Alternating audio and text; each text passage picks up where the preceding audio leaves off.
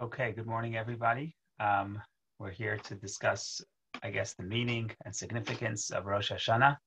So, 2 days away, a day and a half away. So we got to get right in.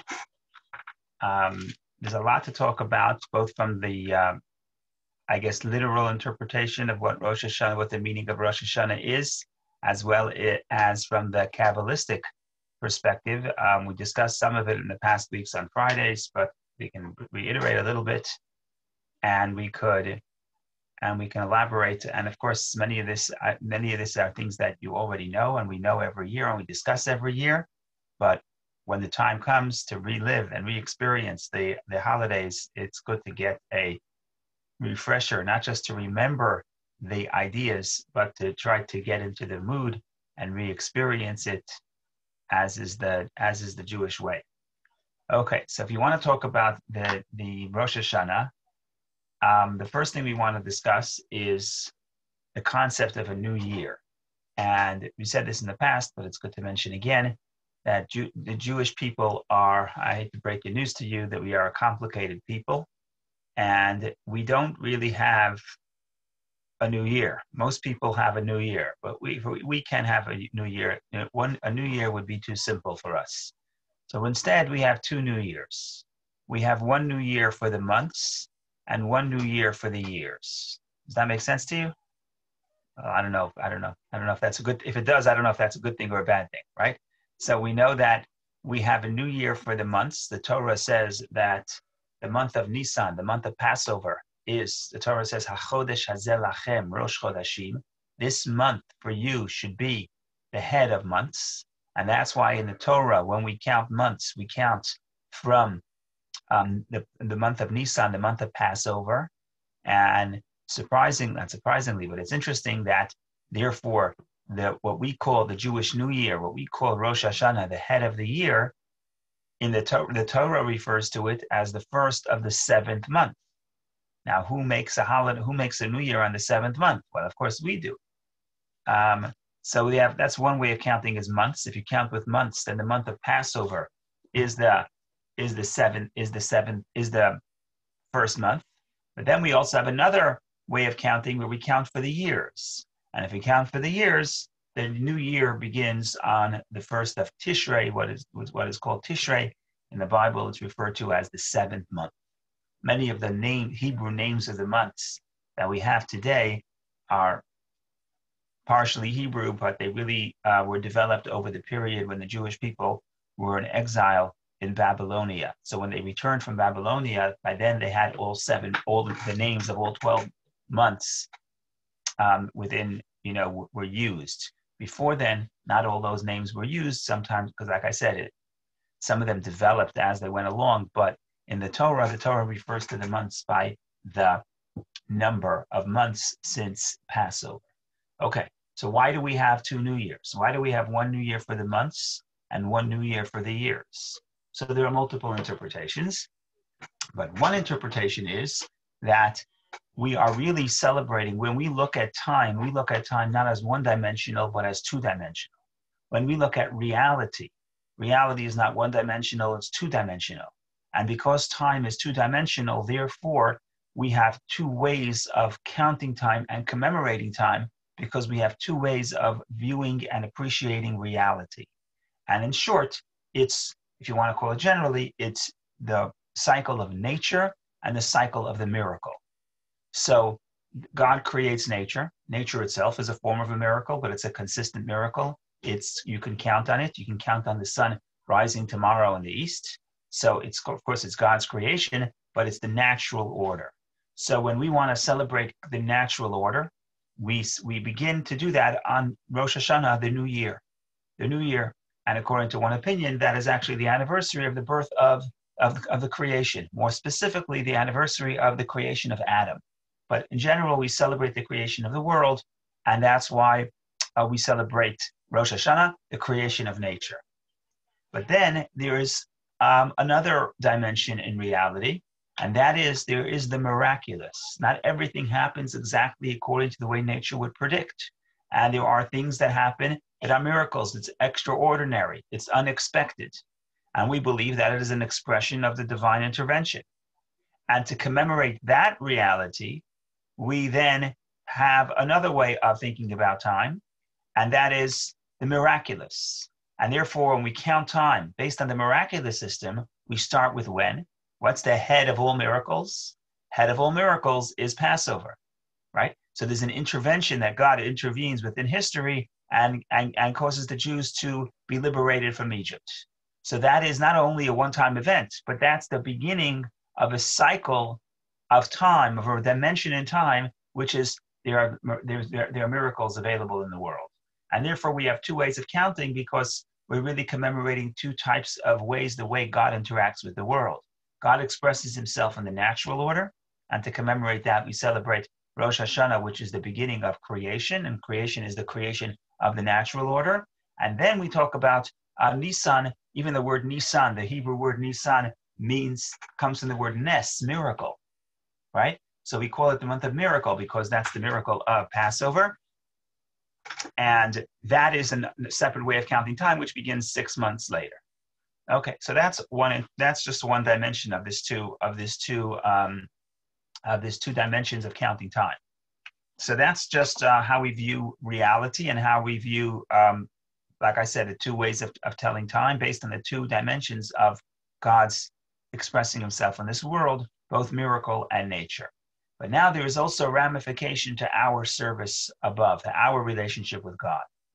And in our relationship with God, there are also these two dimensions. Why are there two dimensions? Because the full relationship has to have both these two dimensions. And I've said it in the past many times, but I'll say it again because it's true, right? We don't really have a lot of ideas in Judaism. Every day in the morning, we wake up in the morning, we say, "Hear, O Israel, the Lord is our God, the Lord is one." God is one. That's our idea. We have to keep telling it to ourselves because we have to internalize it.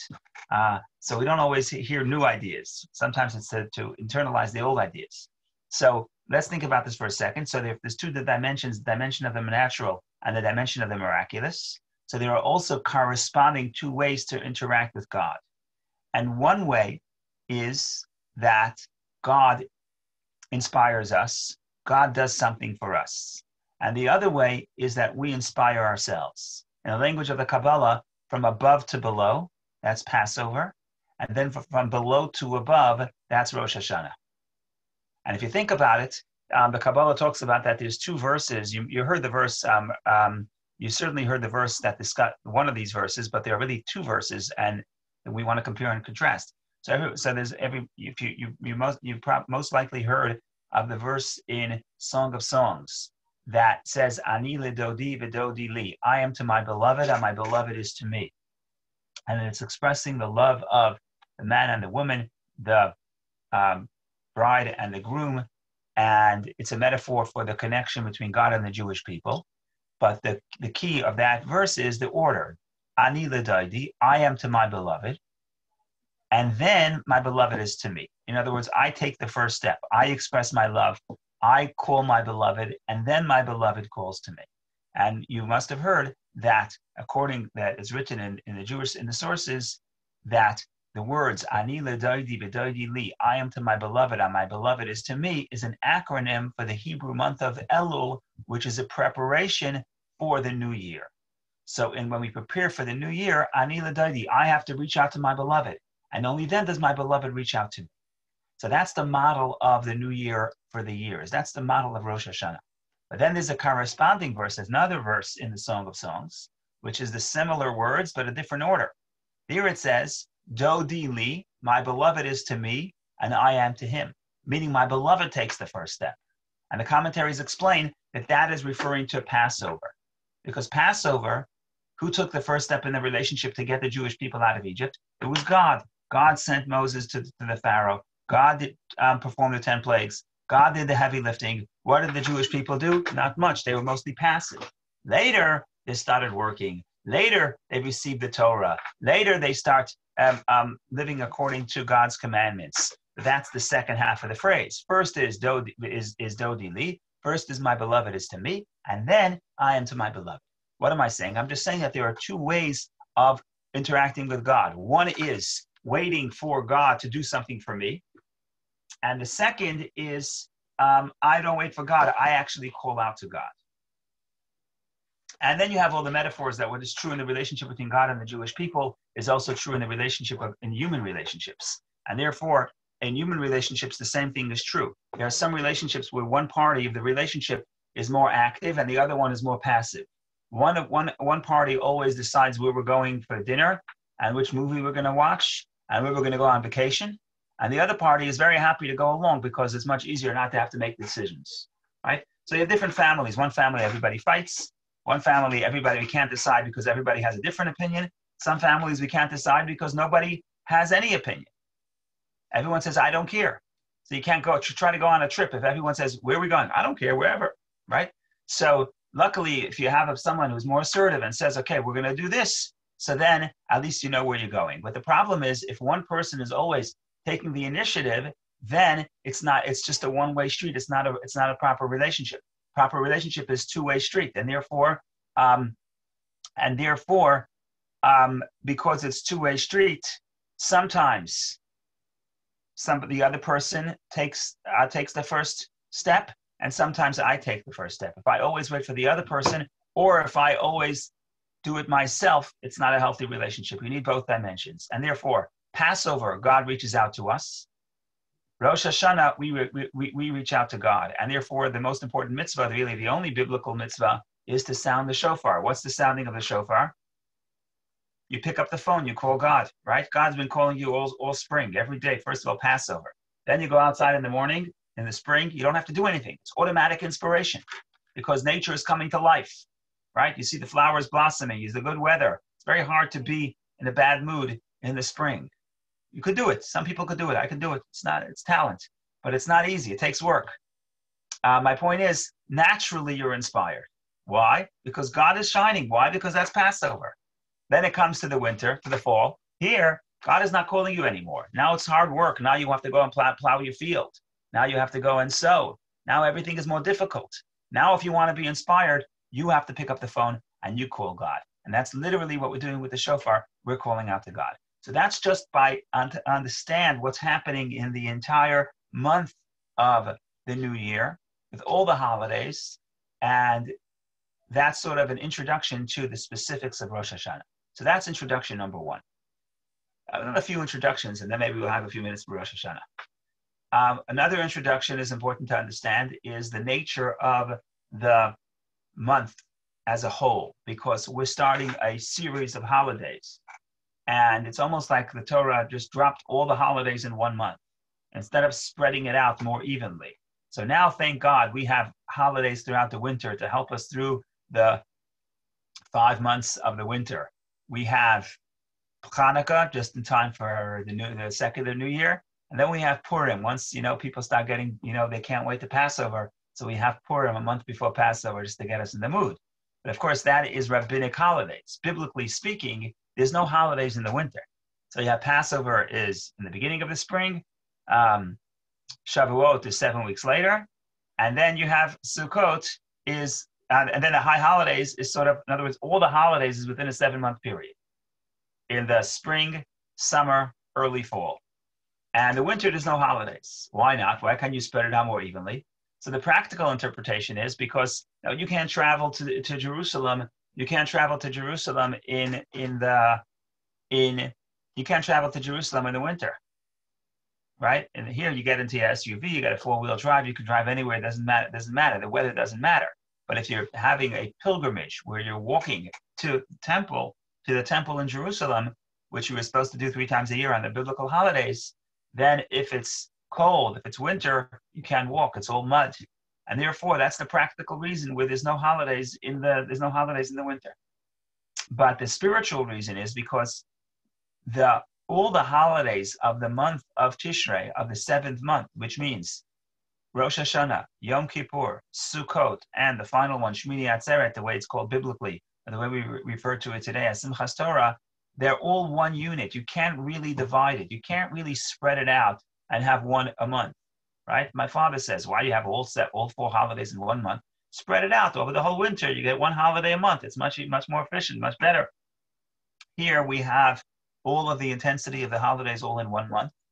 And if you have to go to work, it's not always easy, but that's the way it is. So why is it that way? It's because You can't separate it. It's all one unit. Why is it one unit? So let's think about this for a second. The first half of the month, I guess the first 10 days, Rosh Hashanah, then and all the way to the 10 days of what we call the 10 days of repentance that include Rosh Hashanah and Yom Kippur. But this is more of a serious time. And that's the time where we have time for teshuvah, repentance. And we think about the past, and we think about how we want to improve. And this is something that is more serious. And then after Yom Kippur, you have just 4 days, and then you go into the season of joy, intense joy. And somehow it's almost like a abrupt transition from the intensity of the seriousness to the joy. And if you go to a Hasidic synagogue like you do, there's actually a moment where you feel that the seriousness breaks and the joy emerges. It's actually a moment. And the moment is right at the end of Yom Kippur,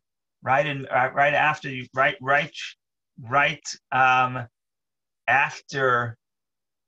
I remember when we sound the shofar. Right before we sound the shofar, in the middle of that Kaddish at the end of Ne'ilah, they when we say next year in Jerusalem, we say Shema Yisrael once, and we say Hashem Elokim three times, and then we say next year in Jerusalem, and then we say next year in Jerusalem, and then all of a sudden everyone starts dancing, and you move very quickly, abruptly from the sadness, from the seriousness to the joy. So how do you do that? How do you do that, like emotionally and psychologically? So the key, what we're trying to get at here, is that it's two sides of the same coin. It's not two different themes. In other words, we're working toward the atonement. We're working toward the forgiveness. How is atonement and forgiveness possible? So what's judgment? Judgment is we scrutinize ourselves and we want to see if we are living up to the person we want to be, or are we living up to the person that God wants us to? God knows we can be. So it's serious because it's introspection. But what's beneath the introspection? What's beneath the concept of I could improve and God will forgive and God will give us a new opportunity for atonement and a new beginning? What's beneath that is the concept of God's love to us. In other words, the atonement and the process of achieving atonement is only possible because beneath that, under the surface, that we experience intense love of Hashem. Now, when we are in the process of rectification, of correcting ourselves and correcting the year and realigning ourselves, so when we are in that process, we're not dancing and singing because we're busy doing introspection. But the moment we conclude, the joy that was beneath the surface in the first 2 days bursts out, and then we celebrate that the entire Sukkot. So what are we celebrating in Sukkot? We're celebrating the atonement that we achieved in the first 10 days. And that's why it's not 4 separate holidays, Rosh Hashanah, Yom Kippur, Sukkot, Shmini Atzeret. It's 4 details, but it's really one idea, one overarching theme that expresses itself in different ways. But what do they all have in common? They all have in common is that it's man-made. Passover, it's God is supposed to reach out to you first. Rosh Hashanah, God is not calling. Now you have to call him. And that's the concept of the shofar. And that's introduction number 2.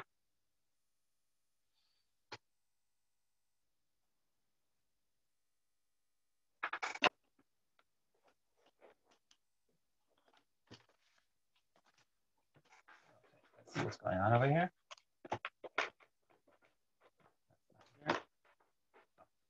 Now, if anybody wants to make any comments or questions, please go ahead. Otherwise, we continue.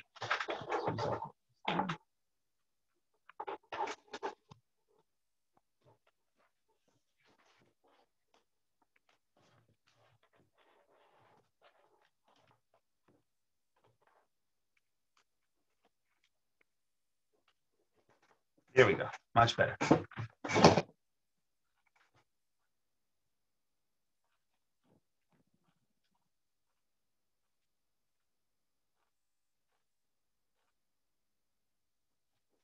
Okay, so what is Rosh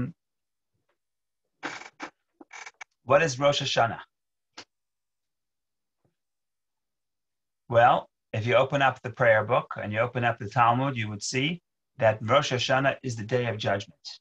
In other words, God judges the people and sees if we're worthy of the blessing, and that's when the blessing is decided for the next for the next year, and hopefully we can affect God and pray to the extent that we get blessings for the next year.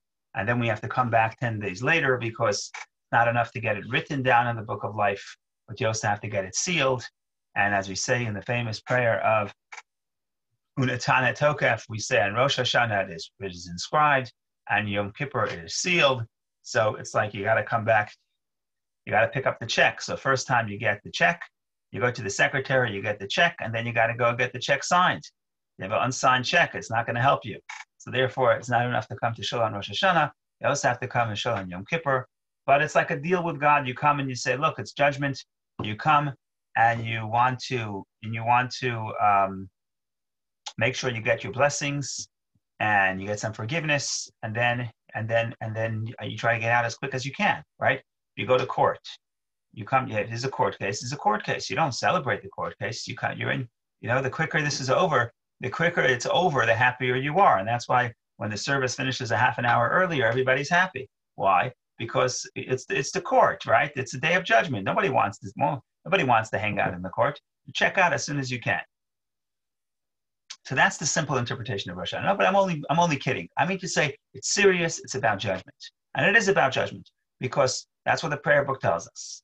Okay, but now maybe there's a deeper dimension to the judgment, in addition to the judgment of whether or not I am deserving of the blessings for the new year, which hopefully I am. Well, hopefully I'll get it even if I'm not deserving. But in any case, there may be another dimension to the judgment. And here is where we introduce the Kabbalistic concept of Rosh Hashanah, which we do every year, so it's not going to be news, but it's important nonetheless. So what is Rosh Hashanah from the perspective of the Kabbalah? From the perspective of the Kabbalah, I'm going to say briefly, it's that every year when God, because we know from Kabbalistically speaking, the creation is continuous. That's the most fundamental principle of the Hasidic movement, is that continuation, is that creation is continuous. In other words, it's not that God creates the world in the past and therefore existence continues, but that all of existence must be continuously recreated by the divine energy. And it's based on a verse, which is based on a medrash that expounds upon a verse. The verse in King David's book of Psalms says, Le'olam Hashem dvarcha nitzav b'shamayim, your words, God, are always in heaven. And the medrash explains that, what does it mean, your words are always in heaven? It says the medrash, those words which God spoke in the 6 days of creation and said, let there be a firmament, and that is actually the energy of the heavens, those words are always in the heavens. In other words, those words have to continuously be within the heavens to recreate it. And it's not just the heavens, it's all of creation. Every creation has to have the divine energy, must continuously bring it into existence from nothing, ex nihilo, probably the most important Hasidic principle, which all other Hasidic principles stem from that one principle. So says the Kabbalah, that this energy that God gives, the flow of energy and the flow of life that God gives to the earth, it is really in segments of 1 year. It's not that God dispatches the energy and it just goes on, but God gives energy for 1 year. And after the year, at the end of the year, the energy returns, sort of ascends and goes back to its source. And if you want more energy, you have to elicit within God the desire to give more energy. And that's what Rosh Hashanah is all about. And that's what the Day of Judgment is all about. So the Day of Judgment is not only, should I get a blessing during this year? It's that too, but that's a result of the more deeper question. The deeper question is, does God want a relationship with the universe? In other words, in the beginning of creation, God creates the world out of his own kindness. He's kind. And like the Kabbalah says, Teva hatov lehetiv, the nature of someone who is good is to do good. So because God is good, God therefore wants to do good. But because there's no one in the universe, there's nothing else other than God. So you cannot do good to yourself. There's nobody else in existence. So God therefore has to create another, which is the universe, and then God can do kindness. But in the beginning of creation, it's what we said, milamayla lamata, from above to below. But now, once the people come onto the scene, now the question is, God says, do I really want this? Is this actually meaningful? And the people have to elicit within God the desire and pleasure to continue this relationship. That's what the Kabbalah says. So Rosh Hashanah is not just passive. I come in and God is going to look at my actions and God is going to judge and God is going to decide what happens to me, right? In that sense, God is the all-powerful. From the Kabbalistic perspective, it's still a day of judgment. But the day of judgment is, should God continue to, does God want to know, should I continue interacting with the world? Now, who's empowered when you look at this perspective? It's not God sitting on the throne of judgment and God is deciding what to do. It's we are empowered. It is up to us whether or not God wants to be invested in creation. And therefore, it's up to us whether or not we will be blessed. How do we elicit? Because we have to elicit within God the desire and pleasure to invest himself in creation. How do we do so? Well, there are different ways, but the most basic way is that we have to demonstrate that we have a desire and pleasure to have a relationship with him. And if we show that we have a relationship, we have a desire and pleasure and yearning to connect to him, then what that does is that elicits within God the same feeling, the same energy to us as well. King Solomon says that kamayim hapanim lapanim kain lev ha'adam el chaveira, which is just like the face you show water. When you go to a body of water and you look at the body of water, if it's still, it's going to reflect your countenance. And if you're smiling, you're going to see back a smiling face. And if you're miserable, you're going to see it's going to be reflected back a miserable face. Says King Solomon, the same thing is the nature within human beings. If I love somebody, if I truly love somebody, eventually that person's heart is going to reflect that love and that person will reciprocate. So whatever I project onto somebody else over time, that will be reciprocated, that will be mirrored back to me. So if I love you, ultimately, that will elicit within you that you should love me as well.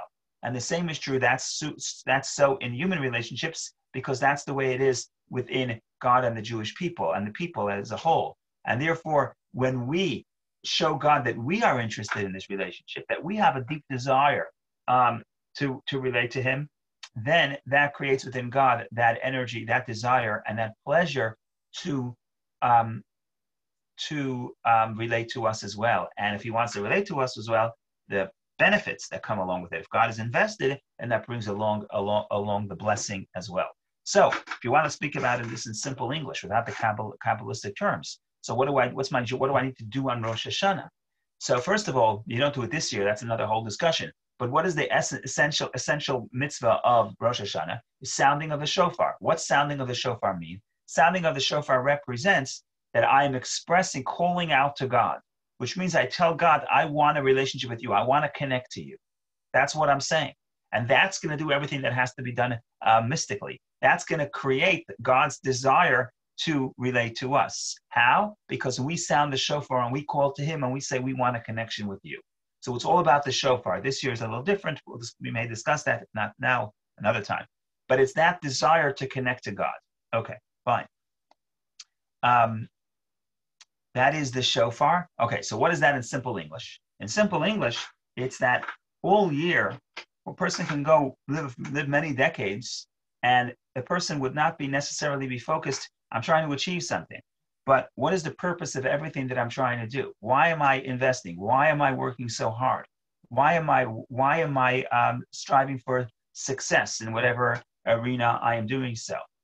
So in other words, oftentimes we can get bogged down with what we're trying to achieve, and we don't focus, and we don't focus on ultimately what is the purpose. And the pleasure is connected to the purpose. So for example, you stop a person and you say, why are you working so hard?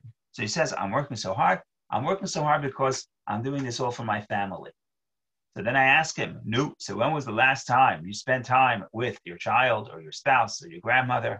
He says, well, I'm too busy. I'm too busy working for my family. So what happens? What happens is that the purpose of what the person is doing and what the person is doing are they're not aligned properly. In other words, my values and my deep desires, what I really want, are not really expressing itself in my daily life. It's not reflected in my calendar. It's not reflected in how I align, how I spend my time. And we'll be talking about Rosh Hashanah, which Rosh Hashanah would mean by this definition. Rosh Hashanah is we have to create within ourselves the desire to connect to something more spiritual, to God, to the transcendent part of life. then part of that is making sure that the rest of the year is actually aligned with those values. So when I hear the shofar on this year on Sunday, my question really is, what do I really want? Because the shofar is the sound of the depths of the soul, which is another thing maybe we'll have time to discuss. Why do we sounding a shofar? Why are you screaming? Why can't we talk? So you say words could articulate an idea, but the essence of your soul, the deepest part of your soul, cannot be articulated with words. It can only be articulated by a cry, because it comes from a place that's deeper than articulation within words. So what's really happening when you're sounding the shofar is you ask yourself, what do I really want? And why do I really want?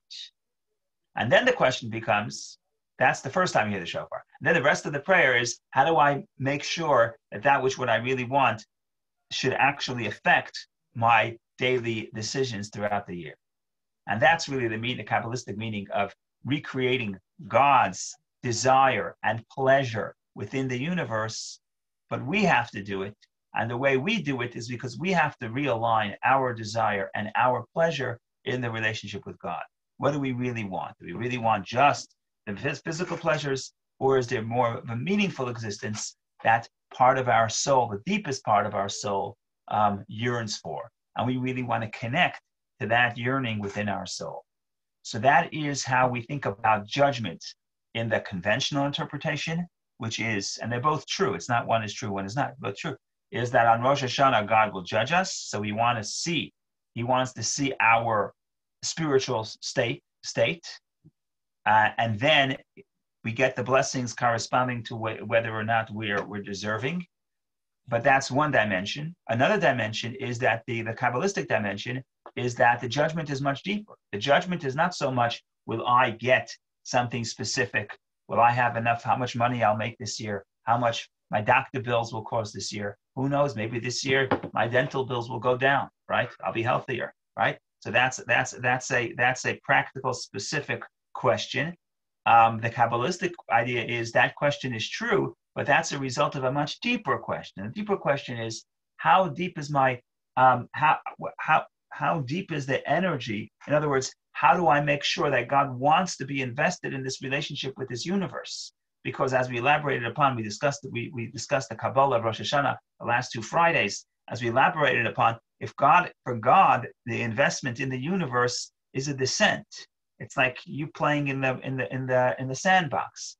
It's below his own true infinite greatness. So for him to limit himself, so to speak, and lower himself, so to speak, to desire a relationship with the people, this is a fragile emotion within God. And we have to recreate it. And the way we create it is if we show we really want him to, we really want that as well. The metaphor I say every year, and I said it this year, I'll say it again, is that your little child says, let's play in the sandbox. You don't want to play in the sandbox. Who wants to play in the sandbox? But your child says, let's play in the sandbox. So you go into the sandbox. Then a minute later, you look around, and your child is no longer in the sandbox. They found a friend, and they're elsewhere. So you say, if my child's not in the sandbox, I'm out of here. I don't want to be in the sandbox. I'm only in the sandbox because I want a relationship with you. But if you're not here, I'm checking out. So the same thing is with and then how does the child get the parent back in the sandbox? He says, no, I want to play with you in the sandbox. Oh, fine. Then the parent comes back, right? So that's what happens here. God will have a relationship with the universe. He'll desire a relationship with the universe if he sees that we have a relationship with the God. So then there's this thing. Okay, so that's the big idea. That's the big idea. We can tweak it. That's the big idea. If anybody wants to ask any questions, make comments, go ahead. Otherwise, we continue in a moment. We'll take a coffee break. L'chaim. L'chaim.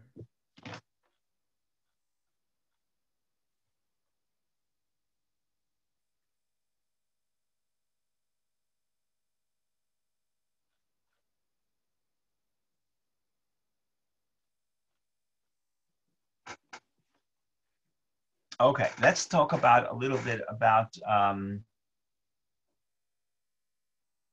Okay, I can't not mention it because I'm sorry for all the people who heard this last week and the week before on Fridays, but this year is Rosh Hashanah falls out on Shabbat.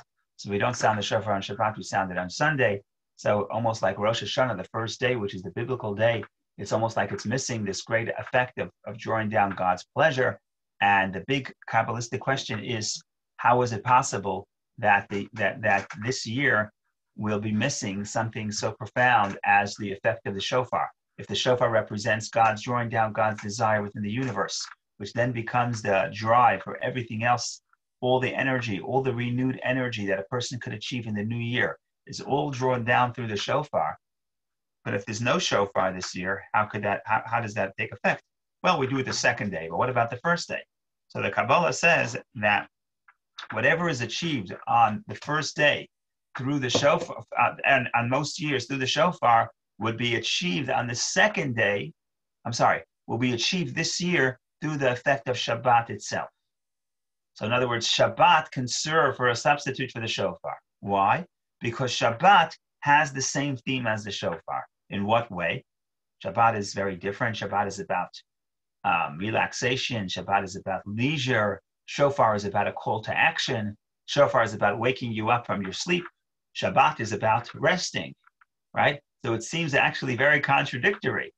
Shabbat, you're supposed to go to sleep. They say the word Shabbat, the words Shabbat, Shin, the letters Shabbat, Shin, Bet, Taf, is an acronym for sleeping. On Shabbat is pleasure, right? So Shabbat is the time you eat the chalent. After the chalent, you go to sleep. There's an expression in Yiddish that says Shabbos nach and chalent. Shabbos after the chalent. Because after the chalent, you can't really do anything that's intense. Best you can do is fall asleep. So shofar is the opposite. Maimonides says that the shofar is like a wake-up call. Wake up from the slumber of the times. Everybody's running after. Everybody's spiritually asleep in the culture, and you have to sound the shofar to wake yourself up. So Shabbat and shofar actually seem to be contradictory themes. So how does Shabbat fill in for the shofar? So the answer is that they're contradictory only on the surface.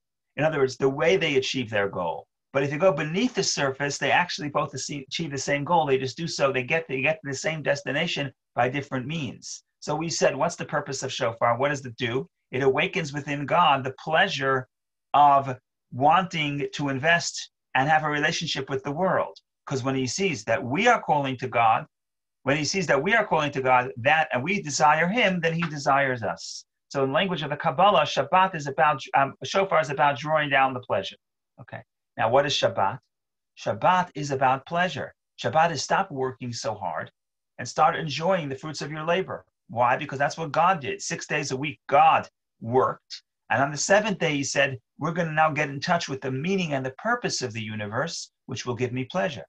So in other words, both shofar is drawing down God's pleasure, and Shabbat is about God's pleasure, which is why it's a mitzvah to have pleasure on Shabbat, to eat good food. Why? Because we want to tap into the divine pleasure. So both Shabbat and shofar are about pleasure, and therefore the only question is, how do you get there? Do you create the divine pleasure through being active?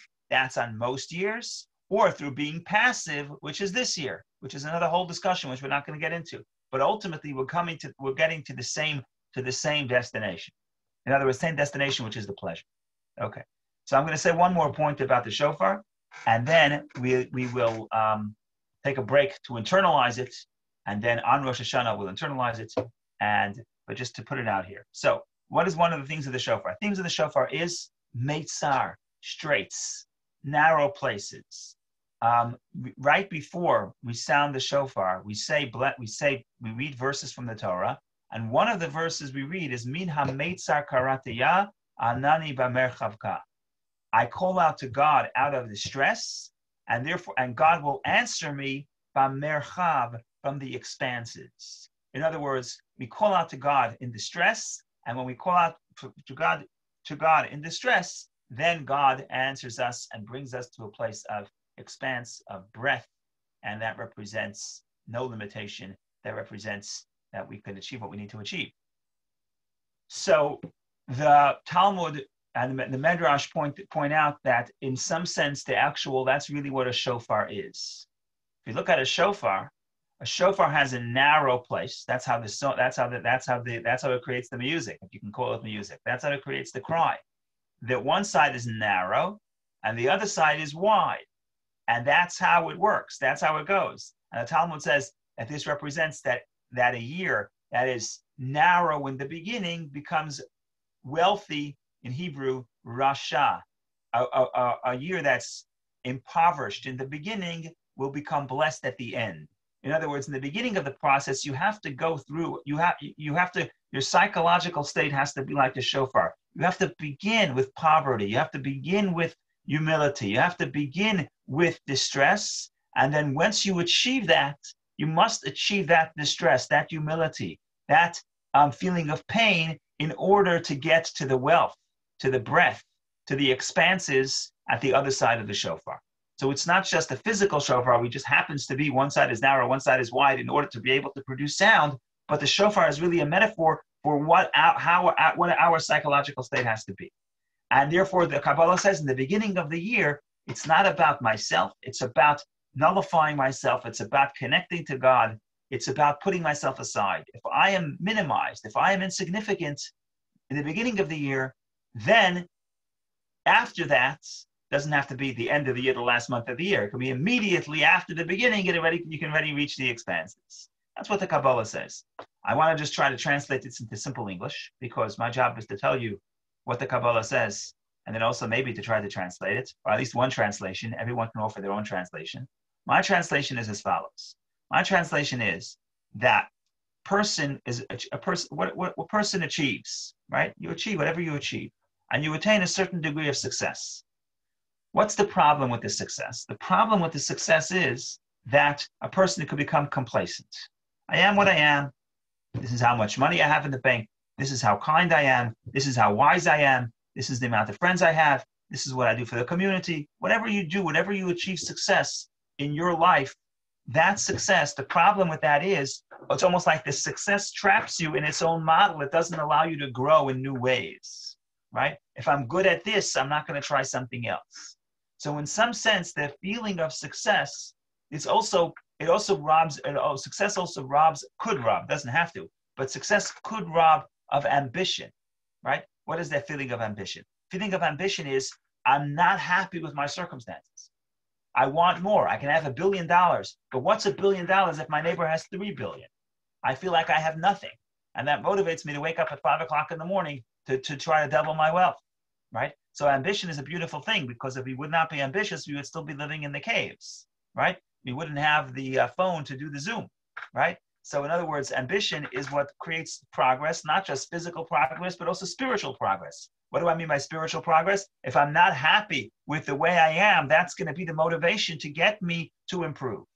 So on the other hand, too much ambition. I don't mean too much ambition. I mean, not being happy with my state is obviously not a healthy situation because, like we say, when is my Shabbat? When am I going to enjoy my success? If my entire year, my entire life, for 9 to 10 decades, I'm running after success, I'm always running for the next milestone, then when do I have the ta'anug? When do I have the pleasure? When can I enjoy what I have achieved? So in other words, the wealth and the feeling of ambition as defined here, which is ambition is being unsatisfied, are both important, but you have to do it in the right time and in the right way. And if you don't get the mix properly between the feeling of joy and satisfaction on one hand, and the other hand is the feeling of dissatisfaction, which motivates growth. So what the Kabbalah, I think, is saying is in the beginning of the year, you have to look at yourself and see not how successful I am, not how much I have achieved, but how little I have achieved. In other words, how much more is left to do, how small I am, how impoverished I am.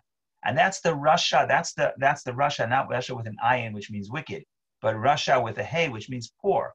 I have to see myself as me in comparison to the infinity. I'm insignificant. And then and that becomes the inspiration to grow.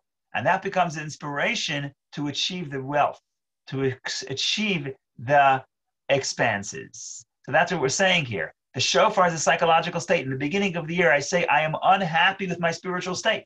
That's the cry, right? A shofar, people say, what? A shofar. You go to other shuls, they're going to have a trumpet, a few trumpets, and it's much more pleasant to the ear. You got to look, shofar is like a little kid crying. I had my kid crying all night last night. I don't need to come to shul to pay for a seat to hear the rabbi crying, right? We should get a good symphony, a symphony.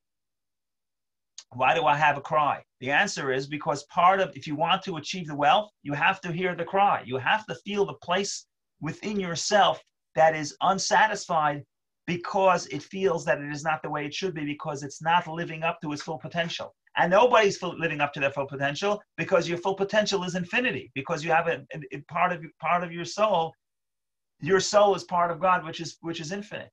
And therefore, infinite growth is possible. And therefore, every year, if you want to achieve the new potential that's available in this year, the language of the Talmud, if you want to have mitasheret b'sofa, if you want to be wealthy in the end of the year, meaning right after the beginning, if you want to grow to the expanses and the wealth and to the wealth that's possible for this year, you have to have a moment where the sound of the shofar is a sound of a cry, a sound of unhappiness, a sound of I am distant from my true potential. I'm distant from the infinity of God, and that's the motivator to achieve, to help me break through the old limitations and connect and reach my full potential for this year. Because, like we said, every year there's a new potential that's drawn down. Every year the energy goes back up, and a new energy that was never available earlier is drawn down into this world. So my blessing to myself and to you as well is that in the new year, we should have tremendous amount of wealth, both physical and spiritual,